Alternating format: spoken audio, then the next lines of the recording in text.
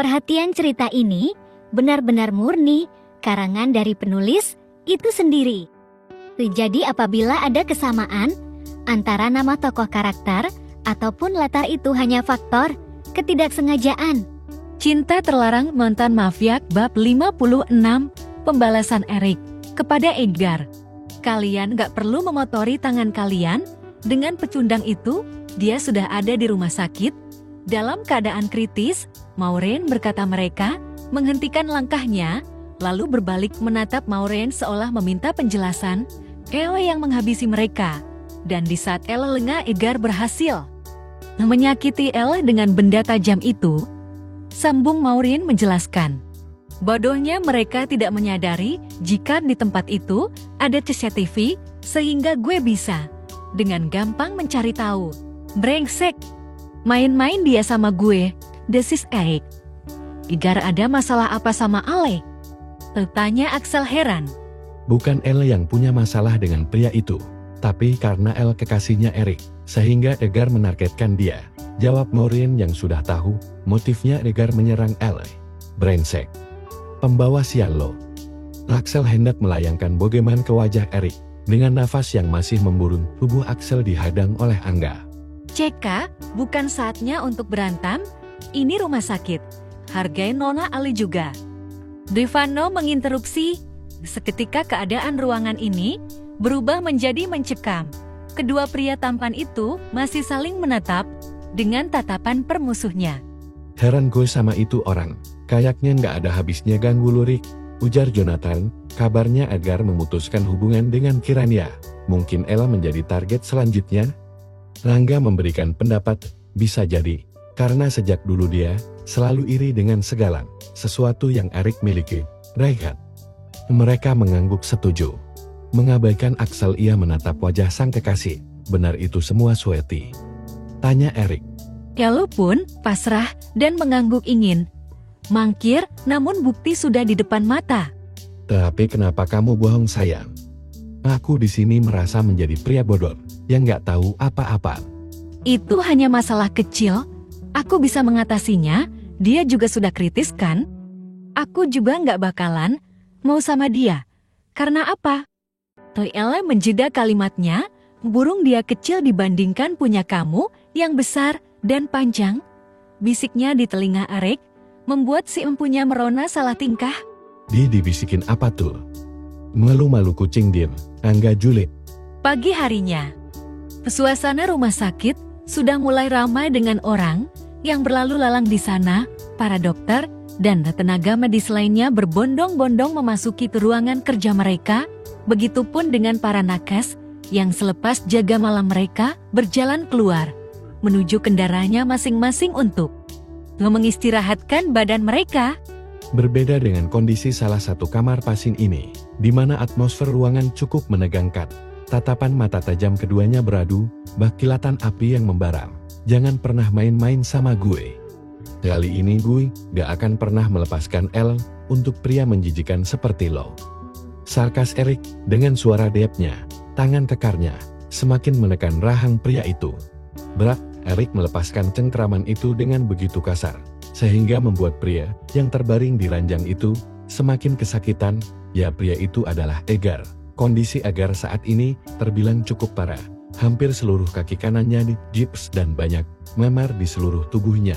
Wajahnya yang tak berbentuk lagi dan hampir seluruh giginya rontok akibat pukulan telak Elle semalam. 1 lawan 4. Awalnya Edgar tak ada niatan untuk berbuat kasar dengan Elle. Namun, karena Elle bukan Kirania yang mudah terbujuk rayuan buaya itu, hingga keduanya terlibat adu bacok dan berakhir saling adu bacok.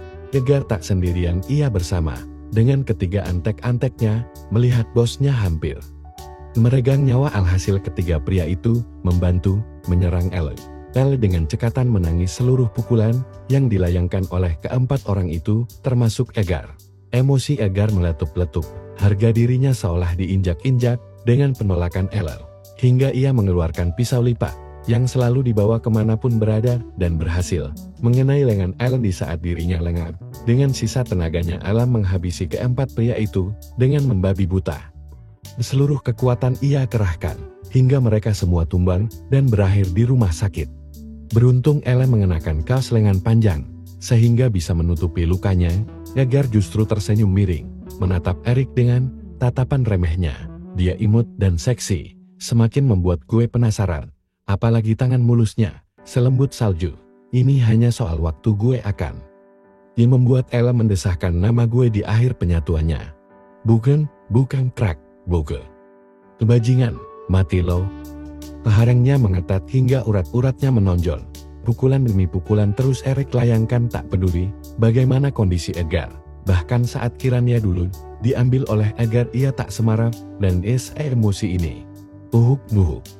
Edgar terbatuk hingga mengeluarkan darah segar di mulut dan hidungnya. Tubuhnya semakin tak terbentuk, matanya perlahan meredup. Tak lagi kuat menahan rasa sakit yang terus menghujamnya. Dia nggak mati kan? Celetuk Angga penasaran. Mereka tengah berkumpul di salah satu cafe di dekat rumah sakit. Pagi tadi setelah puas memberi pelajaran Edgar, Eric langsung menuju perusahaan yang sudah lama ia tak kunjungi. Banyak sekali pekerjaan yang harus ia selesaikan. Dan saat jam makan siang, tiba mereka semua berkumpul di cafe ini. Seharusnya lo izinin kita buat ikut. Kita hajar dia berjamaah, sambung Jonathan. Plak. Jujir, jamah lagi. Kualat lo. Angga menabok kepala Jonathan. Nggak seru kalau gue bikin dia langsung mati. Dia terlalu berani melawan gue, dan untuk saat ini gue nggak akan membiarkan dia menyentuh kekasih gue seujung kuku pun, jawab Eric dengan penuh penekanan. Gue pergi dulu. Eric kemudian pergi meninggalkan cafe ini. Ia sudah sangat merindukan kekasihnya yang sudah mengomel minta dipulangkan. Selamat siang tuan. Sapa kedua bodyguard menunduk hormat. Lalu salah satunya membukakan pintu rawat inap tersebut. Ya, kamar inap Elle dijaga oleh dua bodyguard untuk menjaga agar Elle tidak kabur, karena sedari semalam Elle memaksa pulang. Baru saja memasuki ruangan Elle, sudah dihadiahi. Tatapan tajam manik mata kecoklatannya, bibirnya mengerucut mengomel menatap Eric. Hal itu membuat Eric merasa gemas. Elle duduk sila di atas ranjang pesakitan, mengenakan baju khusus pasien. Rambutnya yang diikat asal pun terlihat sedikit berantakan. Kenapa lama banget sih? Protes Elle. Gemes banget sih kekasih aku, kalau lagi cemberut. Eric mencubit gemas kedua pipi Elle. Apa sih? Aku mau pulang. Aku bosan di sini. Renyek Eric. Kamu belum waktunya pulang, Sweetie. Dokter belum mengizinkan kamu untuk pulang, paham? Di akhirnya kecanduan singkat di bibirnya. Jika nggak ada yang perlu dikhawatirkan, aku baik-baik aja. Tubuhku sehat, denyut nadiku normal, kepalaku tidak pusing. Saturasi oksigen normal, semuanya sehat Eric. Ini itu luka kecil dan susah diobati, kerocos Elle dengan kesal.